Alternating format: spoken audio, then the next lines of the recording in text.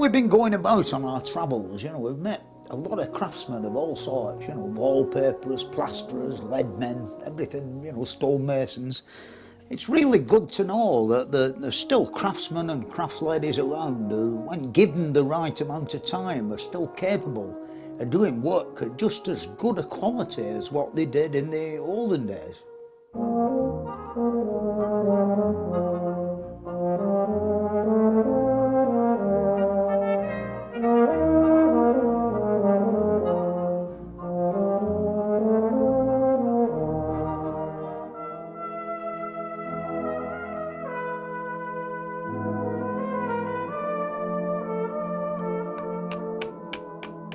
Fred served his apprenticeship as a joiner, and he always had a great appreciation for the skills of the carpenters, woodcarvers and stonemasons who built Britain's great castles, cathedrals and country houses.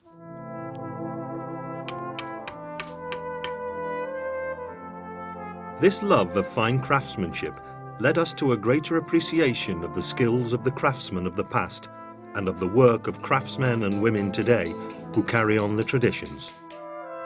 At junior school, as a small boy, I was always top of the class in woodwork. I don't even think they have woodwork lessons now at schools, you know, it's a bit sad that really. But nevertheless, when I became 15 years old, I started to serve my time as a joiner. And I stuck to it till I was 21 years old, which meant I was a fully time-served joiner. And I got my City and Guilds at night school and all of that. And of course, I've always had a great interest in wooden structures of any sort, you know, like ships and buildings, and especially like the period in Tudor times when they built really the biggest wooden structures that were ever knocked up in a way. Here behind me, this is Little Morton Hall in Cheshire, which is a fine example of Tudor woodwork and heavy carpentry. They basically set off with a plinth of stone or brick, and then made these frames that weren't very big. They only did like one story at once, and stuck them up on the edge of the stonework, and then interlaced them with all sorts of bracing pieces, as you can see. And then, of course, they infilled it all with lath and plaster, and that's where, you know, this famous half-timbered building saying comes from. One of the things that makes Little Morton stand out is the fact that there's all this lovely stuff in between the framing, you know, which of course is all made of wood. The beautiful four-leaf clovers are called quatrefoils, and of course they're sawn out of one solid lump of wood, you know, to that shape. In the olden days, it would designated that the more fancy work you had on your half-timbered house, the richer you were, you know, so the Mortons must have been quite well-to-do. The man who did the job, Richard Dale, you know, left his mark behind here on this window frame, you know, it says, Richard Dale, carpenter, made this window by the grace of God. It's like an early bit of advertising for window frame making. Considering the amount of acreage of land that the Mortons own, they mustn't have been short of a few oak trees when they started building this place, you know. Now, how many sort of workmen Mr. Dale had is you know, another matter, I don't really know, but I know something that when they were boring all these hundreds of holes for the pegs that hold the whole thing together, when they hit a knot, there'd have been a lot of head scratching and swearing. It wouldn't have been very pleasant at all, having done a bit of hole boring in fairly hard wood. But I should imagine that the timber would arrive here still in the round and would be split with iron wedges and then cleaned up with an adze, and then the mortises and the tenons worked on the ends of each piece. Yeah, I suppose that when the framing were more or less completed, the men would move in to fill in all the voids with the wattle and daub, you know, make it sort of weatherproof in a way. I think sometimes it's very easy to think that handcraft skills are no longer necessary in the 21st century, but Fred shows us that these are still living crafts. When he takes us, say, to the Globe Theatre and shows us the timber frame construction and talks to the men and women who are involved in building this place from scratch, he shows us that there are ways of building, ways of ornamenting our lives that perhaps we should reconsider and use more often. It is a timber frame structure. And we know that certainly the Globe and the other theatres were timber frame structures, is the way that the timber framing was done. I mean, this is something that we've really, perhaps in the last 15 or 20 years, really come to understand through reconstructing them at open-air museums. And there what one does is one carefully dismantles an old building. You then do archaeological analysis of the joints and the tool marks and the techniques. That really gives you a chance to look inside the joints and see, you know, see exactly, I mean, how they drilled out the joints. Fred's passion for everything old, because it was craftsman made. It was handmade. It wasn't made by a machine or anything.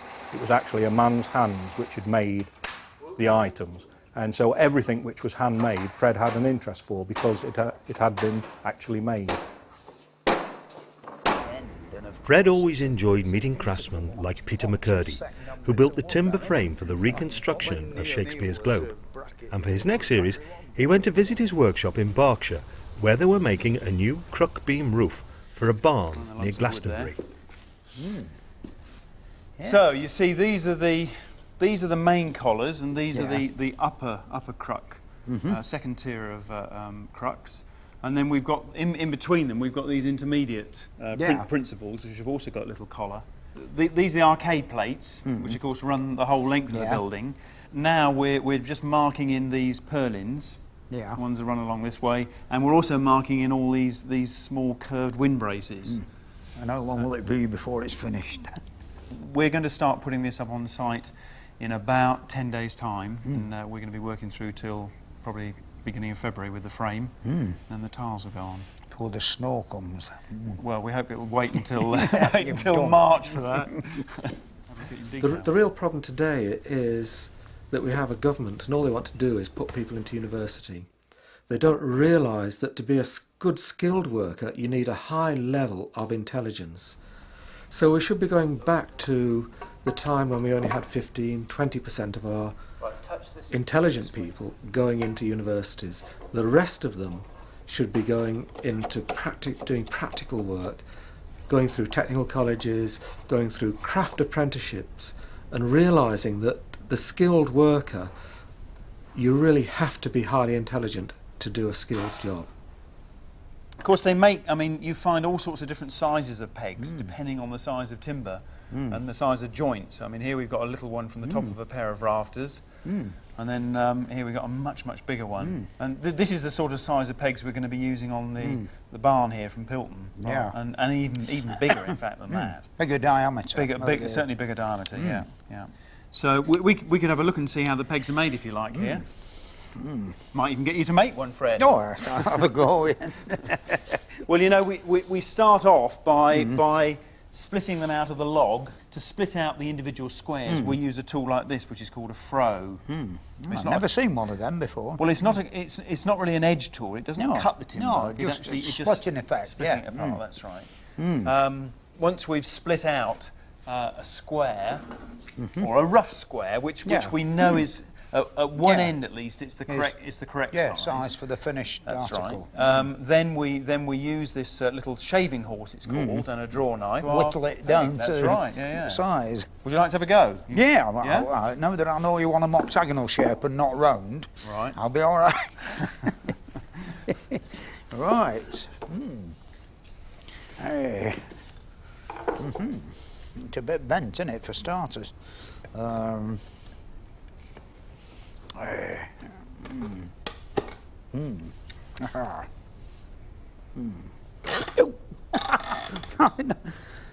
Got. Some aspects of Fred and the fact he was a sort of a craftsman in many ways. I mean, I'd call a craftsman someone who sort of just naturally has a feel for the things that he works with.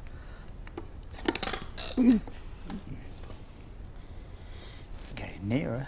In that respect, he was a little out of his time, but also at the forefront, that I think we're now changing, and more people are giving up their sort of office jobs and wanting to go back to the sort of craft techniques that Fred used, because you just get so much more out of them. They're so much more satisfying in terms of what the end result is, and it's nothing better than actually seeing something finished at the end of the day rather than a piece of paper that you pass on to someone else.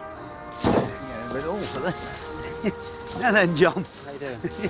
There's no roofs like this where I come from. They're all made of slates. Right, yeah. What really stops the rain coming in, because I've been inside and there's no underfelt, is there? No.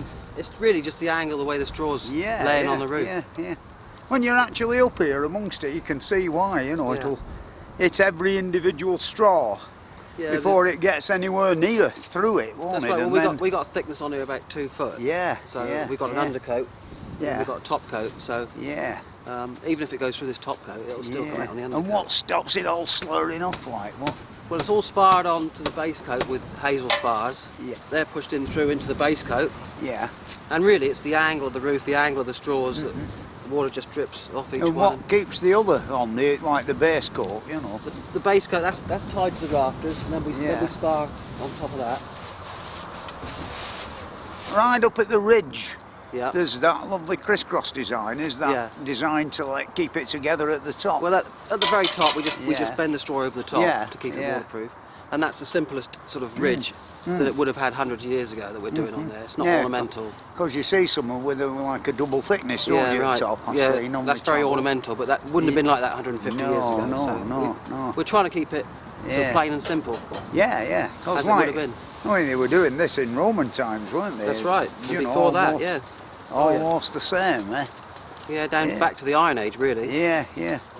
And I've noticed noticed in their roundhouses like that. At the far end, it's gone all like darker colour, hasn't it? Yeah, we've been here 3 months, so I mean, obviously the first stuff we put on is now gone quite dark. Yeah, it's like dyes. It will darken down in 6 months. This will be quite a dark colour, what the sun and the rain.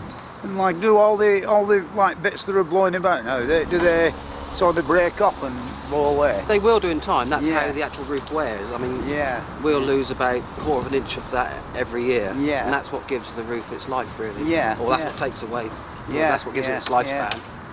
Yeah. So what it's how thin has it got to have got down to before? Well, it's got about 6 inches to come off before it gets down to the fixings, and that's really the life of the roof. Yeah, and then you've got to do it again. Yeah. So I mean, long straw like this will probably last 15 years. Yeah. It's the shortest lasting material. It seems to me as though you could take this top layer off and still use the stuff underneath. You could. Yeah. Well, the next time this is thatched, what will happen is we'll just take this top layer off, and then we thatch over take the bottom part out and thatch over the top again. Probably take about 5 or 6 inches of this old stuff off then. Yeah. Well, it'll be old then, it's not old. Yeah.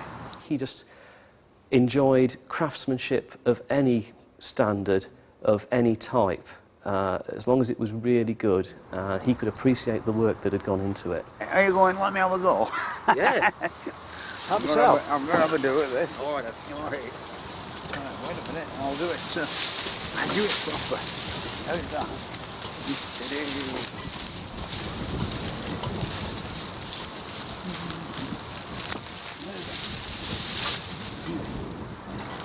Now then, we're here. Here we go the then. first move? Just take a double handful off of there. Double handful? Yeah. That's plenty, yeah. About that much? Yeah. I mean, I'm only an apprentice, so I don't want too much. Right, what do we do next? Probably got to lay it on there. Yeah. That's it, and just spread it out. Spread it out, what, like that? That's it. And then we take a little bond of straw. Yeah. And if you take some of those spars on your left there, keep one of those like a staple. That's it. Pump it in again. Yep.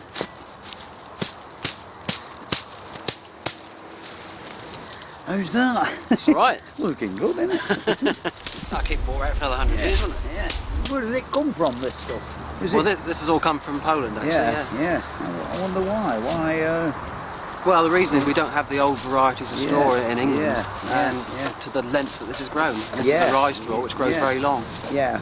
Yeah. So how many Thatchers are there left now in England? You know, too many. Yeah. About 50. Yeah, that's what, when somebody says to me about steeplejacking, that's where how many steeplejack? You must be only one. Yeah. And then bloody hundreds of them. Yeah. No, there's about 1,500 altogether. Yeah. So there's yeah, quite a lot, really. Oh, aye, there's a fair bit of stiff competition. Yeah, the other way. Yeah, I've noticed them wetting it down there, before they wind it all up into bundles. Yeah, the idea of that is so that it packs together tighter. Yeah. And it doesn't slip about so much. And when it's dry, it's very slippery. Yeah. It's very waxy, as you can see. Yeah. You have to keep it damp, to Bit keep it like nice and tight. haircut job, isn't it? That's it. Yeah, the old brill cream. Yeah.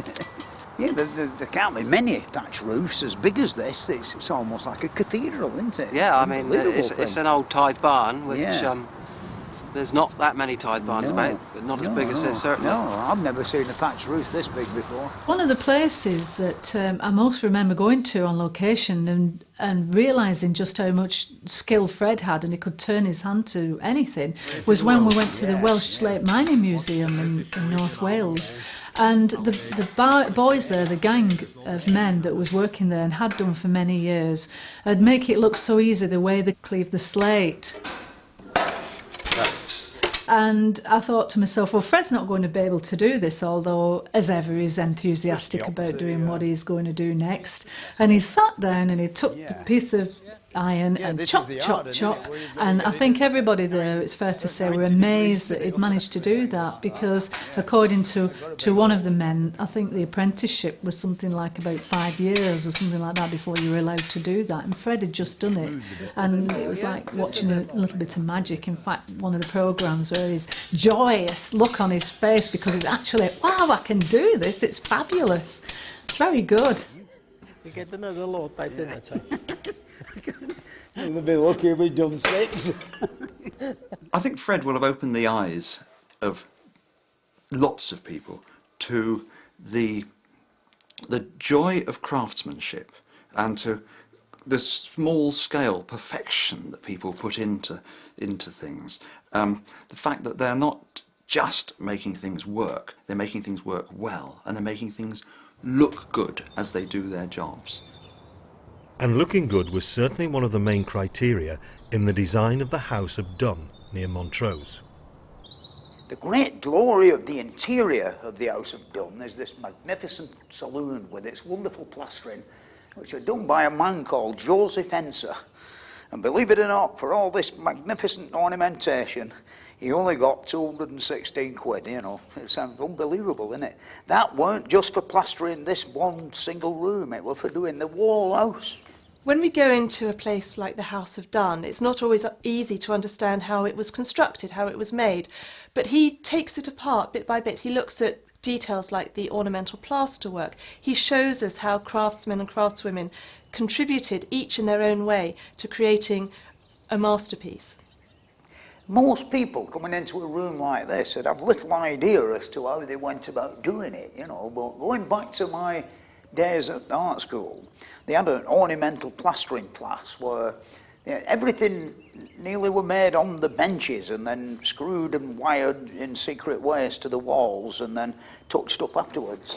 I mean, in here there's quite a lot of interesting stuff, you know, like up there there's a basket. And rumour has it that they actually used a real basket and dipped it in like liquid plaster and then, of course, carefully fitted it to the wall. You know, there's a violin that's reputed to be real, you know, underneath the layer of plaster. And then up there's seashells that are, you know, I mean, they're too perfect to have been, you know, all made, as you might say. But the whole lot is, you know, been made on benches and then stuck to the wall. The main thing we've got to do with everything is preparation before we mix the plaster. Not everything's ready, the plaster will set on us.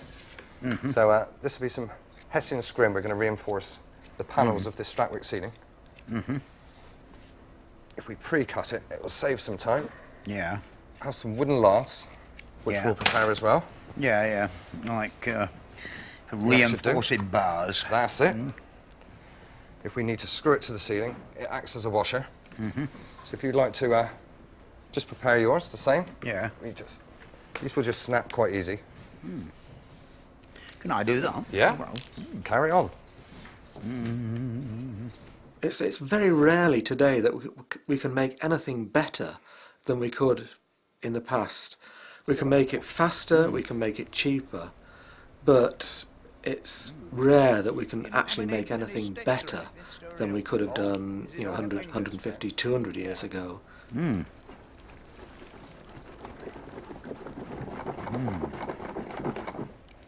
Oh, the lumps are disappearing now, aren't they? Just pour a small amount that we're going to brush in. Yeah.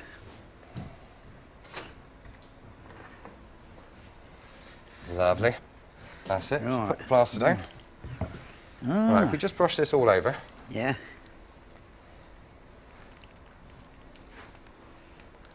That's it. Not like that. That looks wonderful. And using our Turk's Head brushes. Yeah. One for you. We'll actually splash. Yeah. Just get a nice liberal amount of plaster. Yeah. And then we actually splash into the mould to get a good thickness. And it also... this is a bit messy, this, isn't it? Oh, it's a lovely messy job.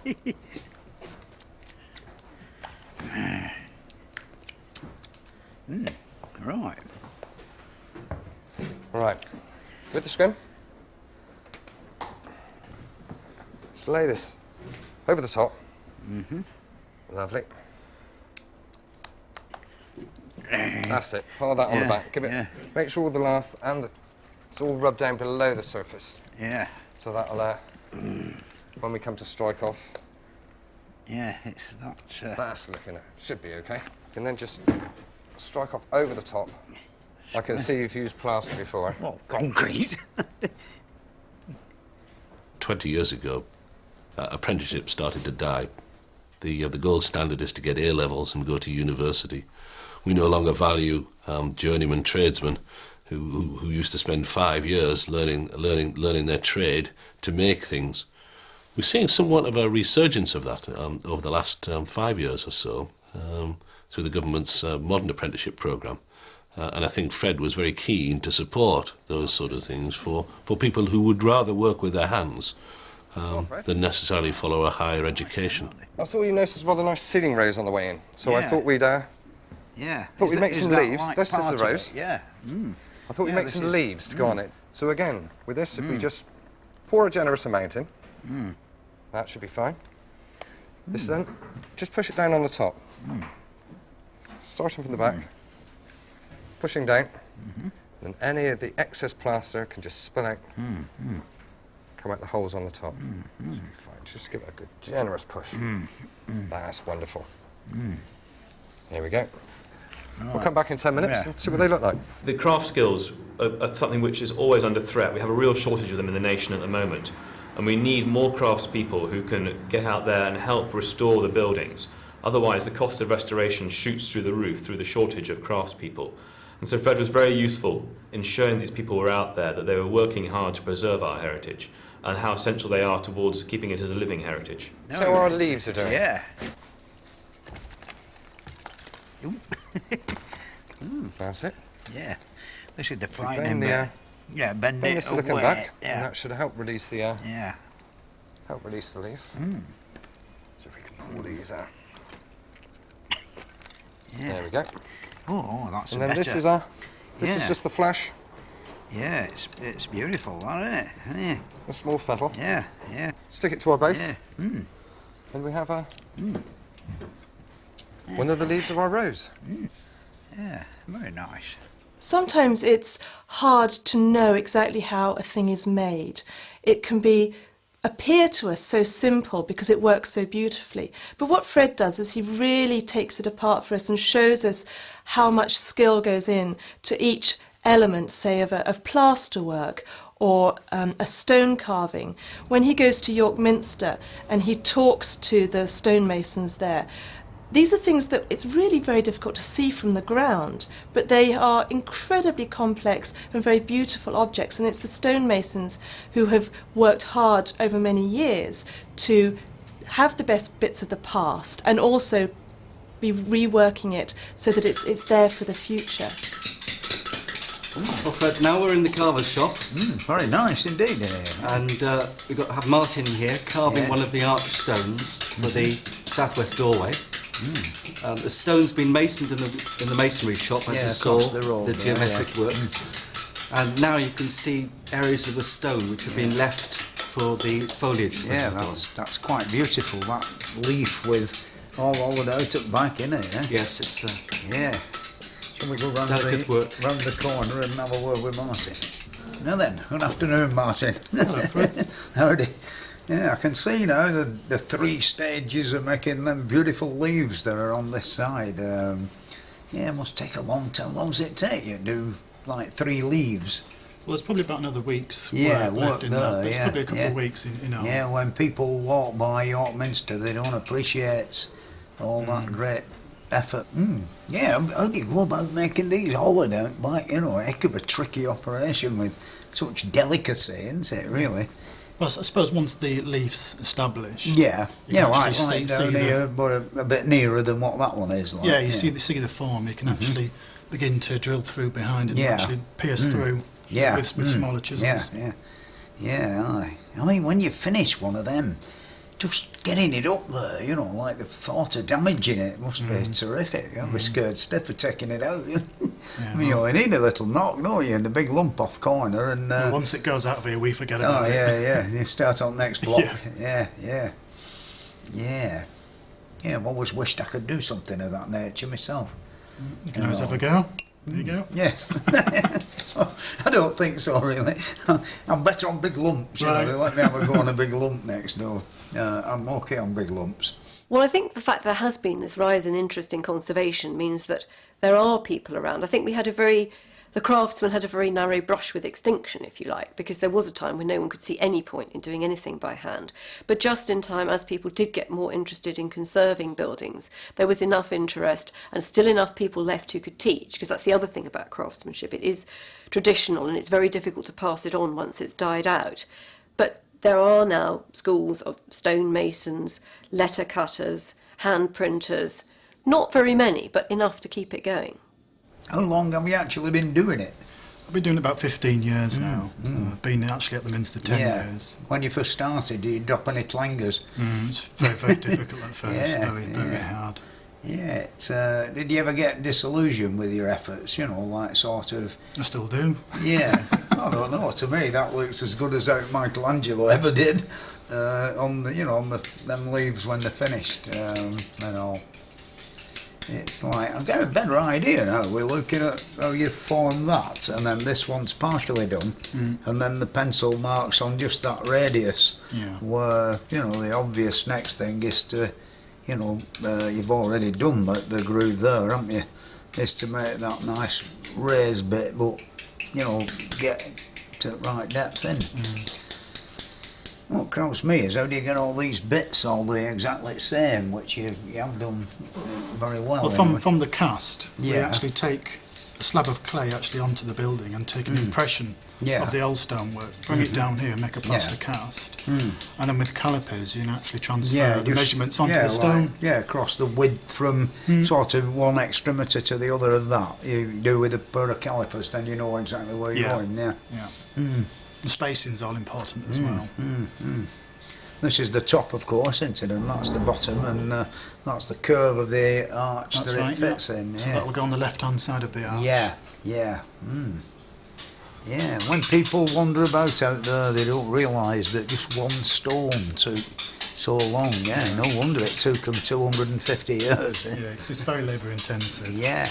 Men must have started and died, without doing anything else. I don't want to depress you, but keep going anyway.